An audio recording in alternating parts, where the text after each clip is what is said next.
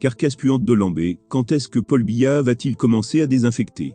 Holambé tel un serpent enroulé sur lui-même, et en putréfaction à quelques encablures du palais présidentiel, incommode les hautes sphères de la République. L'opinion publique ravagée par la nausée. Le ras-le-bol est plein. C'est le lieu de le dire.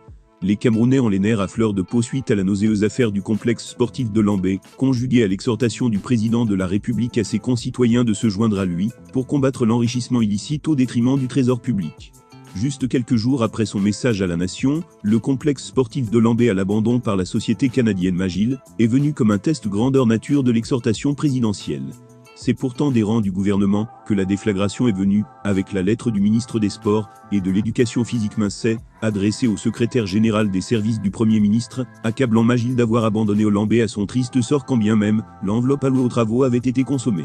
Les Canadiens ne l'ont pas entendu de cette oreille, et ont rétabli à leur manière la vérité des faits, leur correspondance fuitant sur les réseaux sociaux, comme il en avait été de celle de Narcisse Moulcombi. Depuis lors, les révélations croustillantes se succèdent en cascade sur la toile, suscitant les commentaires et les réactions les plus acerbes. En lisant sur la toile, les différentes sorties des Camerounais liées à ce scandale, on arrive à l'évidence que la coupe est pleine, et le président de la République appelé à prendre sans délai ses responsabilités. J'interpelle ultimement le président de la République de décharger de leurs fonctions tous les ministres qui avaient en charge la gestion des fonds et des infrastructures de la CAN 2021, afin qu'ils soient mis à la disposition de la justice. Tout laxisme de M. Biya au sujet de ce scandale vaudra complicité active et permanente, d'argue pour sa part in extenso, le député SDF du Houri, Jean-Michel Nindecheux, bien connu pour ses diatribes enflammées à l'Assemblée nationale. Comme on le voit, il appelle Paul Biya de prendre le taureau par les cornes en limogeant tous ses collaborateurs impliqués dans la malédiction qui nimbe le complexe sportif d'Holambé. Son camarade de l'opposition, Cabral Libi, député d'Union Ekele et président national du PCRN, n'en que le président de la République prenne ses responsabilités, appelle-t-il vivement après une suite de questionnements poignants, pour éclairer les chemins inextricables des détournements des deniers publics. Tenez, en clair, chaque paiement effectué au profit de Magil recevait validation préalable du Mincet. Alors, pourquoi le Mincet qui a couvert Magil tout au long de cette scandaleuse gabegie, vient par la suite accuser Magil de toujours bafouer ses instructions alors même que lui, il a toujours validé les virements? D'où vient-il qu'aujourd'hui le Mincet vienne demander à Magil au profit, de qui il a validé tous les paiements, de justifier lesdits paiements?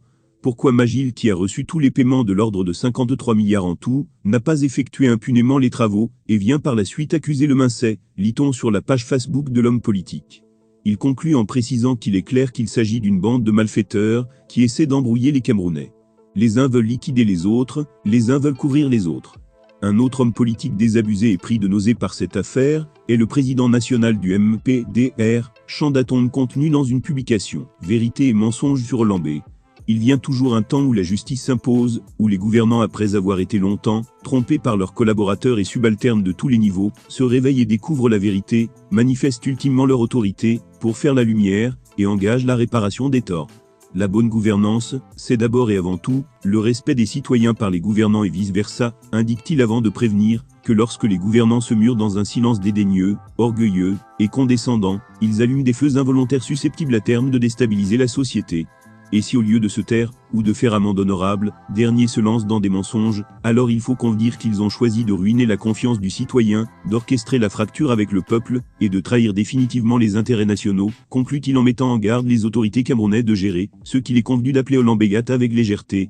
Paul Biya va-t-il désinfecter, nettoyer les écuries d'Ogia nauséeuses depuis la CAN 2019, qui avait connu un glissement? On n'a pas oublié que le 31 décembre dernier, il avait été clair et précis. Je tiens une fois encore à rappeler que tous ceux qui s'enrichissent illicitement, en spoliant l'État, à quelque niveau que ce soit, vont rendre des comptes, rappelait-il à ses concitoyens avant de les exhorter tous, quel que soit leur rang social, à s'engager résolument dans ce combat, qu'ils mènent depuis des années. Chacun à son niveau doit faire montre de probité, et veiller à la préservation de l'intérêt commun. C'est en agissant ensemble, de manière déterminée et résolue, que nous parviendrons à triompher de la corruption qui existe encore dans notre société, ajoutait-il pour terminer.